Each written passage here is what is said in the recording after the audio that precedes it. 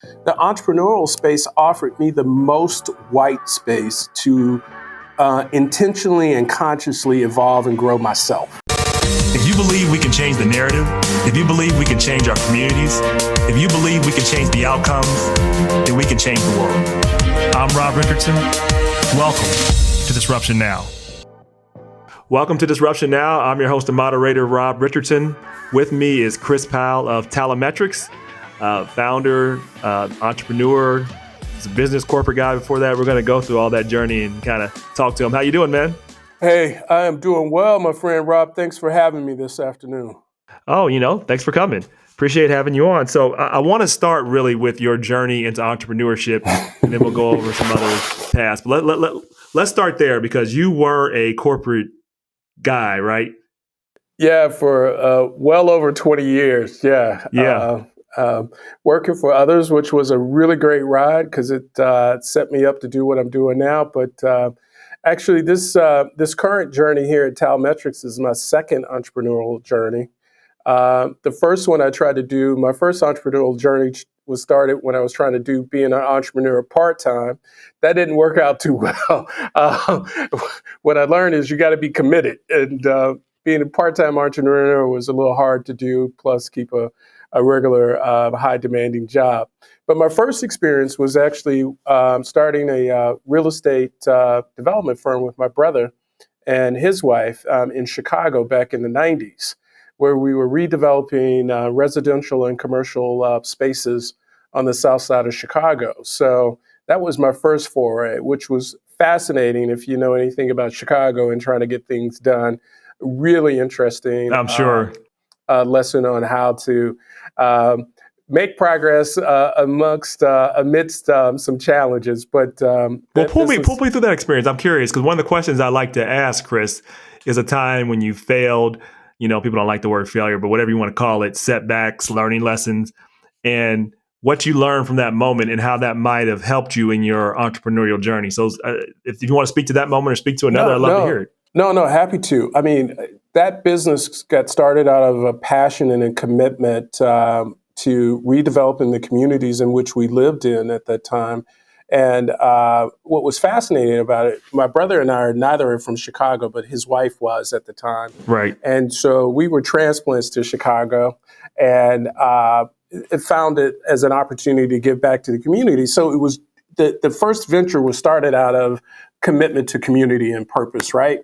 But then what you realize in trying to secure capital and funding and permits and permission to do certain things, it's not as straightforward and linear as you think it is. And, Chicago, for all the greatness that it has, it's a big city with big city problems and challenges and obstacles that come into that.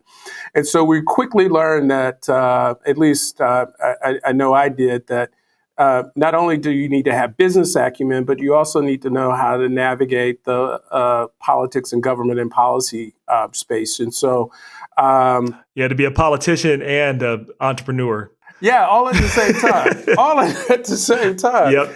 And quite honestly, I'll be honest with you, my brother and family were far more skilled at that than I was. Yeah.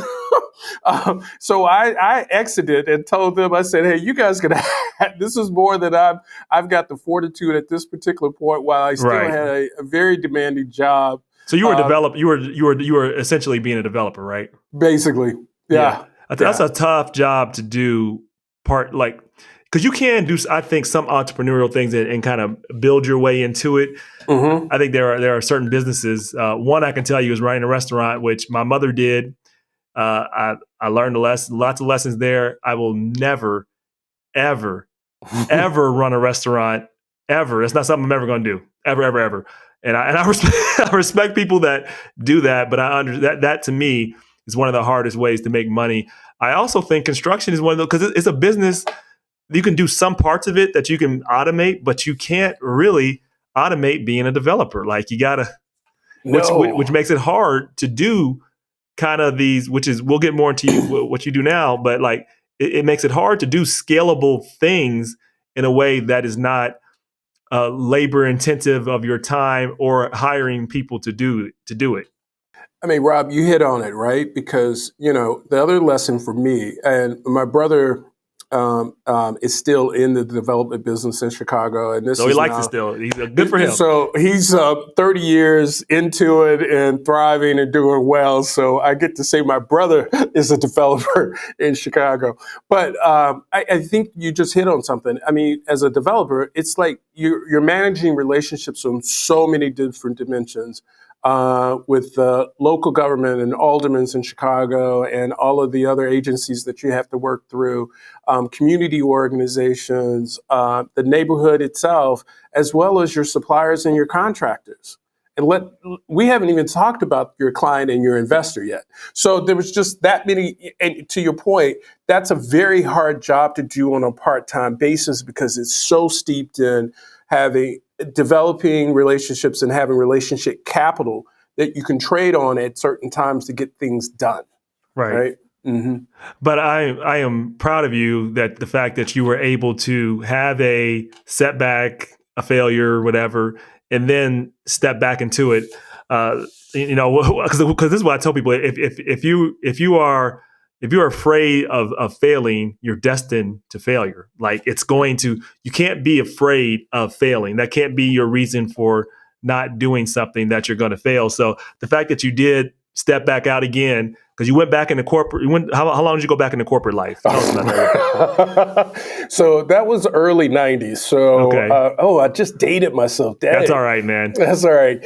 So that was early 90s. So I went back. I stayed in the corporate arena for another 22, 23 years and worked for organizations like my alma mater, Northwestern University, Deloitte, Marriott International in the hotel industry, ING, and Voya in the financial services industry. And my last tour of duty inside corporate America was with Scripps Networks Interactive, which was headquartered both in Cincinnati and Knoxville at that time. And my last tour of duty, I had left as the corporate head of HR and diversity for Scripps Networks. So that was a lot of fun. Learned a ton, right? So these are massive organizations like Marriott and ING with thousands of employees globally, to working at Scripps at the time when I left, only had 2,500 employees globally, but was a $2.5 billion enterprise. So,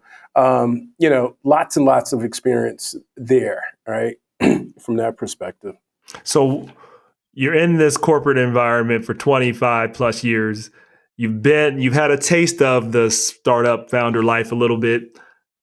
Tell me about this transition from corporate to, okay, I want to go back out and give it a try. Obviously, this is much different than construction and development, but it's still a start. You're still starting something new, mm-hmm. and you have to, walk me through how you navigate that process, going from a life that was, not that you can predict, say anything is certain, because you can lose your job anytime with the corporation, right, no matter how high up you are. But you had a fairly predictable, schedule, salary, everything else, right? You go from that to wanting to do this. Like, how did that transition go, and how did you have to shift in your mindset during that transition? Yeah, it was really interesting, Rob. I was wrapping up my tour of duty, as I call it, at Scripps, with the thought that, hey, I really need to think about, all right, what does Chris need to continue? I was early 40s, had gotten to the pinnacle of the C-suite and all of the bells and whistles that come with that. And I was really starting to ask myself, all right, one, I won't quite call it a midlife crisis at that point, but I was starting to ask myself some real questions. All right, what do I really get excited about? What drives me? What motivates me? What am I curious about, right? Sure. And I was debating, do I stay inside and take another big C-suite job at another organization, or do I go out and do something unique and different? I had thought about going to work for nonprofits and taking all of that corporate experience to the nonprofit world, and I explored that. And then, so I had three options. So let me back up. So as I was thinking about my next move, I could have gone back into another corporate role and rinsed and repeated what I'd done, and I would have learned some stuff, I'm sure. Or I could have applied all of that massive knowledge and still runway, as I call it, and applied it to the nonprofit world. or I could go do something entrepreneurial. And that, as I kind of went through all of those, the entrepreneurial space offered me the most white space to intentionally and consciously evolve and grow myself and develop myself, right? And then it came down to the whole thing about, all right, so what are you going to go do? And so then that's when I said, wait a minute, I've been in this whole HR, talent, diversity, leadership space for over 25 years. I know a lot about it, but I'm still curious about it, because the one thing I can tell you about life, people are always evolving and there's always something to learn. Yep. And so I said, probably I should find some entrepreneurial endeavor that I get to leverage all of that experience and still leverage my whole desire around committing to innovation and growth. And so, ironically, I call this time when I'm, considering all three of these different options. I was just sitting on the sideline after I left Scripps. I knew I wanted to take a little time off before I started my next, so I called it my Eat, Pray, Love tour. All right. And spent time in Bali. I traveled Canada from coast to coast. I was in Europe for a while. I was all over the place. So, but one of the things that happened while I was out, seeing the world, I got a call from a guy who I met along my journey, who said, "Hey, I just developed some new technology, and I want to see if I could sell it to you as Scripps to be one of our pilot customers." And I said, "I wish I could, but I'm not at Scripps anymore. But what are you up to?" So he introduces me to what he's up to. And then I said, "Hey, man, I'm just sitting on the sideline. I'd be happy to give you some of my time and thoughts to help you think about how to grow and develop your business." Like a good entrepreneur, he took me up on it because I was free labor at that time. Yeah, I would have too. Right. And so he got me involved in helping him think through the business. And then he said, "Hey, I'm raising some money. I'm raising some capital to fund this thing. Are you interested in being an investor?" I said, "Man, yeah, sure." Because I understand the thing that you're trying to do around improving employee engagement and commitment and retention. That's stuff I know. Right. And so I started to see this opportunity, like, wait, I can bring all of that 25 plus years of experience to this infant thing called this business I run now, Talmetrix, and really invest not only my money, but my time and my knowledge and my experience and my network, right? And so here we are, my friends, 7 years later. Yeah, that's pretty awesome. No, I was you answered a lot of my questions to get how you went from to take your knowledge and to apply it to a SaaS software as a service type of concept. But essentially, it was from a network contact you had and the right opportunity, just connecting. I found that happens a lot, and I think we tell people on the journey why it's so important to have and to do intentional networking. It continually build relationships, because you just don't know, and don't necessarily build them for the transaction, because this person can do X, Y, Z for me. That can be a part of it, but that shouldn't be your rooted in what you do. That shouldn't be rooted in your only path, because you never know, because you can't tell what somebody's going to be able to do with you or for you. And so it's better just to go in and build a relationship. I mean, because you had no idea, right, that this person that you ended up connecting with, that you would be able to do something with this person in a way that has led to what you had now. Yeah, this was purely me being, supportive of other entrepreneurs and people who are trying to do things out there positively. Just me being me, like, hey, let me help in any way I can. And little did I know that he would ask me, one, to come on as CEO and partner. But then eventually to become the majority owner and shareholder in this thing as well. So here we are, so I always say, the seed that got us started has been cultivated and curated over these 7 years to be where we are today. So that in itself has been an incredible journey for me on all levels, mentally, physical, spiritually, around truly being able to kind of tap into faith and belief and just pure resolve just to kind of stick with it, right? Yeah.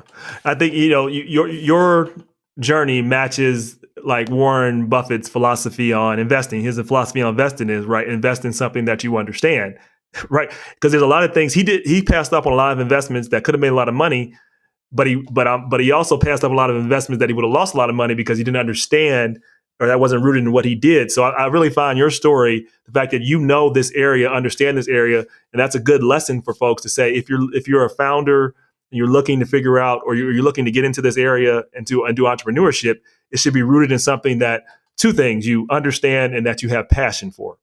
Right. So if you take and I might mess this up, Rob, so you might get it better than I am. The whole thing about like a Michael Jordan, 10,000 hours. I had more than 10,000 hours in understanding this space. Oh, Malcolm Gladwell, I think, says something about 10,000 hours. Yeah, 10,000 hours to become an expert in something. And become an expert. So I had, trust me, far more than 10,000 hours of understanding the core aspects of what we do today in terms of helping organizations understand how to use data to improve the employee experience, culture, diversity, equity, and inclusion, manager effectiveness. I had that, right? And so now the learning for me became all right, how do you develop software and technology to support that? How do you build a go-to-market plan to market and sell that? How do you build the operations plan to support and exceed your customers' expectations and drive renewals and all of that stuff?